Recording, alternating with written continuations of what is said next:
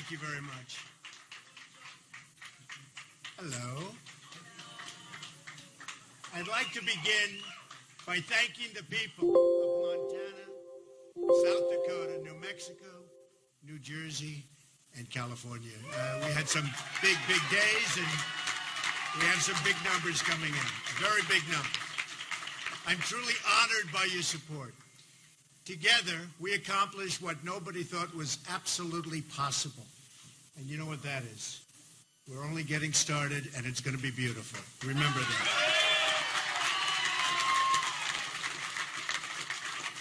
Tonight, we close one chapter in history, and we begin another. Our campaign received more primary votes than any GOP campaign in history. No matter who it is, no matter who they are, we received more votes. This is a great feeling. That's a great feeling. This is not a testament to me, but a testament to all of the people who believed real change, not Obama change, but real change is possible.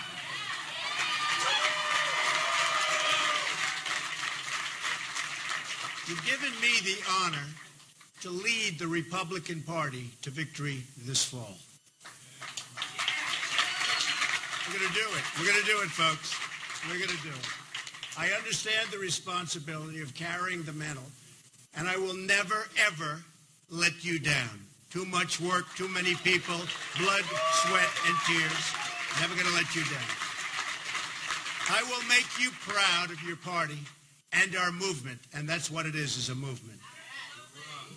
Now, recent polls have shown that I'm beating Hillary Clinton, and with all of her many problems and the tremendous mistakes that she's made, and she has made tremendous mistakes, we expect our lead to continue to grow and grow substantially.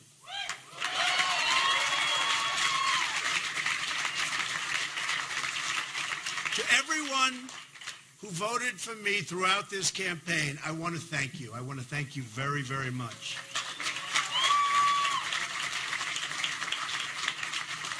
To those who voted for someone else in either party, I'll work hard to earn your support, and I will work very hard to earn that support. To all of those Bernie Sanders voters who have been left out in the cold by a rigged system of superdelegates, we welcome you with open arms. Believe me.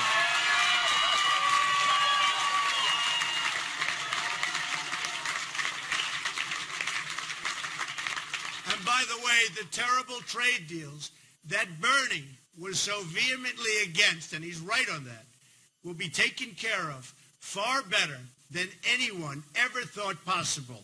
And that's what I do. We are going to have fantastic trade deals. We're going to start making money and bringing in jobs.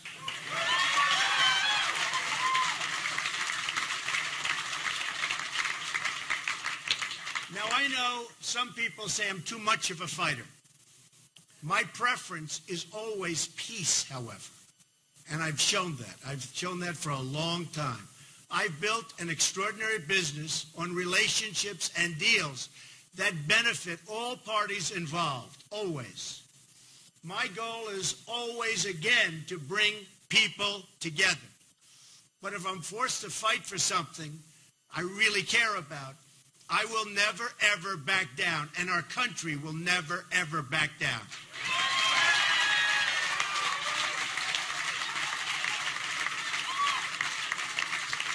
Thank you.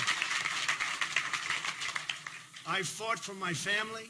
I fought for my business. I fought for my employees. And now I'm going to fight for you, the American people, like nobody has ever fought before. And I'm not a politician fighting. I'm me. You're going to see some real good things happen. Just remember this. I'm going to be your champion. I'm going to be America's champion.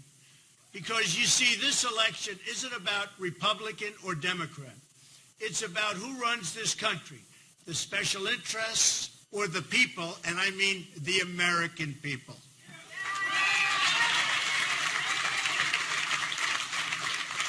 Every election year, politicians promise change. Obama promised change, and it didn't work out too well. And every year, they fail to deliver.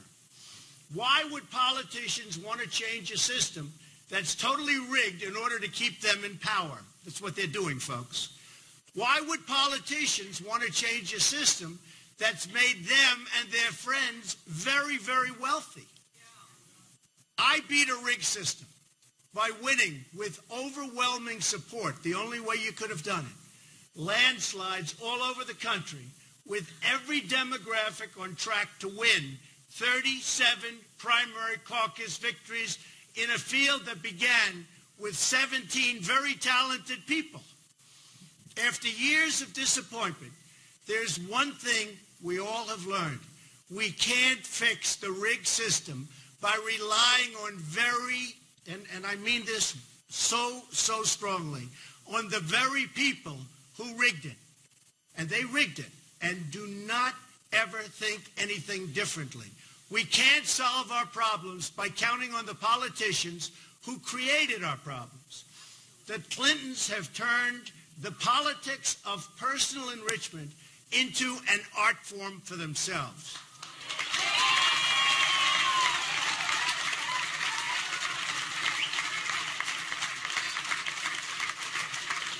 They've made hundreds of millions of dollars selling access, selling favors, selling government contracts, and I mean hundreds of millions of dollars. Secretary Clinton even did all of the work on a totally illegal private server. Something that how she's getting away with this, folks, nobody understands. Designed to keep her corrupt dealings out of the public record, putting the security of the entire country at risk, and a president in a corrupt system is totally protecting her. Not right.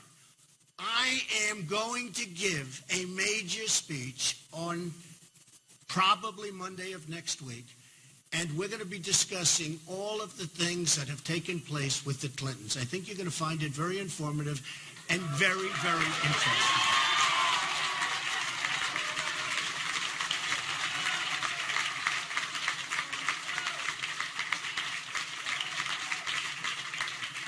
I wonder if the press will want to attend. Who knows? Hillary Clinton turned the State Department into her private hedge fund. The Russians, the Saudis, the Chinese all gave money to Bill and Hillary and got favorable treatment in return.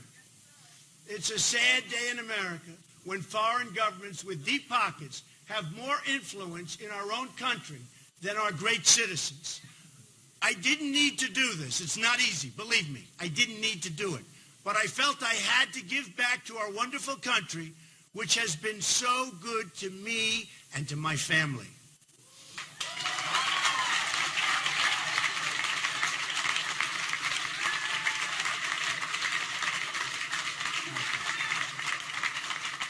I've traveled to many of our states and seen the suffering in people's eyes. I visited communities in New York, New Jersey, Pennsylvania, Connecticut, Indiana, and Ohio, whose manufacturing yards, these jobs have virtually disappeared. An embarrassment to our country, and it's horrible. I've embraced the victims of illegal immigration, moms and dads who have had to bury their own children because of people that shouldn't have been in the country. Remember it, folks. Remember it.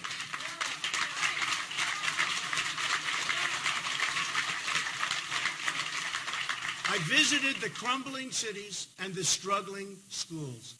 I've seen our dilapidated airports, highways, bridges, and I've compared them to other countries where we see facilities so far superior to ours, it's really not to be believed. Hard to imagine what's happened to our country. America is getting taken apart piece by piece, auctioned off and just rapidly auctioned off to the highest bidder. We're broke. We're broke. We owe $19 trillion, going quickly to $21 trillion. Our infrastructure is a disaster. Our schools are failing. Crime is rising. People are scared. The last thing we need is Hillary Clinton in the White House or an extension of the Obama disaster.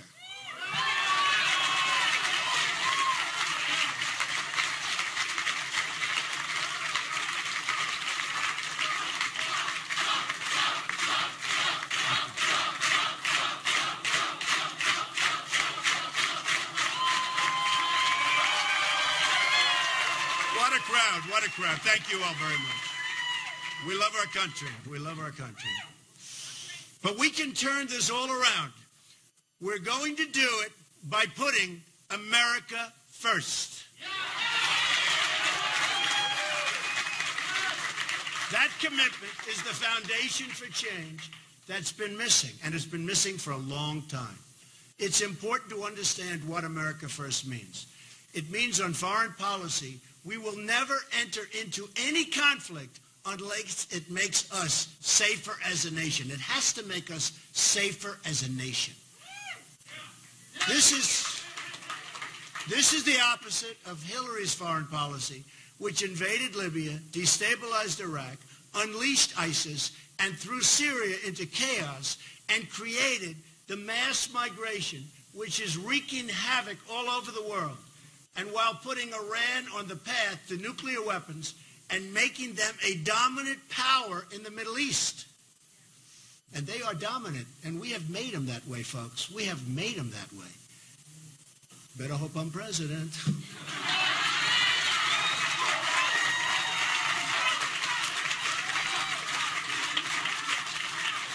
On trade, America First means the American worker will have his or her job protected from unfair foreign competition. What's happening there is absolutely a disgrace.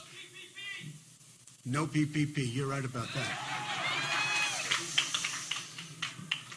So, and you mean no PP. We are going, and remember this, we are only going to have great trade deals, okay? We are only going to have that. We're not going to approve, as somebody just said, the Trans-Pacific Partnership, which is a disaster for our country. Almost as bad as NAFTA, signed by Bill Clinton, which has just stripped our country of our factories and our manufacturing and moved them to other places, in particular Mexico. If it's not a great deal for our country, we will not sign it. It's got to be great for our country, for our community, for everybody in here, because believe me, we are all suffering, and we're suffering big league, and it's getting worse. On energy policy, America First means opening up America's great potential to bring wealth and prosperity to our own workers, including our wonderful and hard-working miners who have been absolutely, totally mistreated by this administration.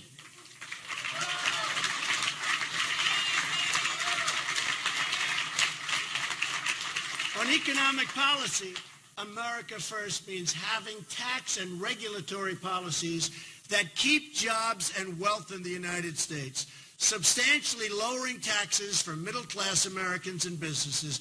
Likewise, regulation, which is strangling our economy, which would be brought down from its present insane level, we will make it very, very good for our companies, for our small businesses, and for people that want to survive and do well in our country.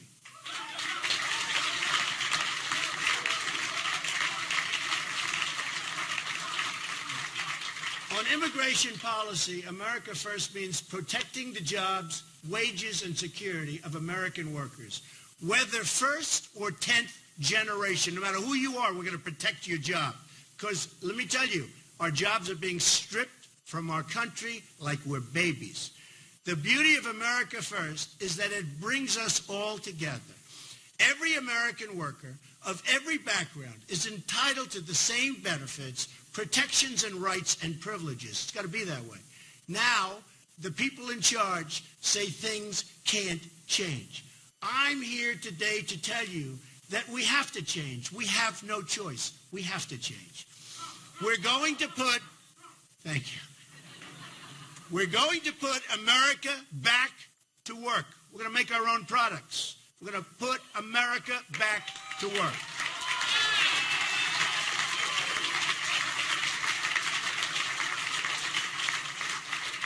We're going to rebuild our inner cities, which are absolutely a shame and so sad. We're going to take care of our African American people that have been mistreated for so long.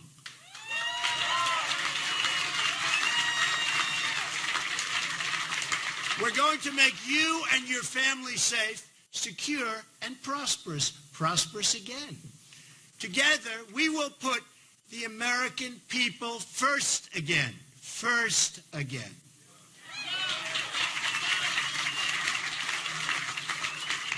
We will make our communities wealthy. We will make our cities safe again. We will make our country strong again. Ladies and gentlemen, we will make America great again. Remember, thank you.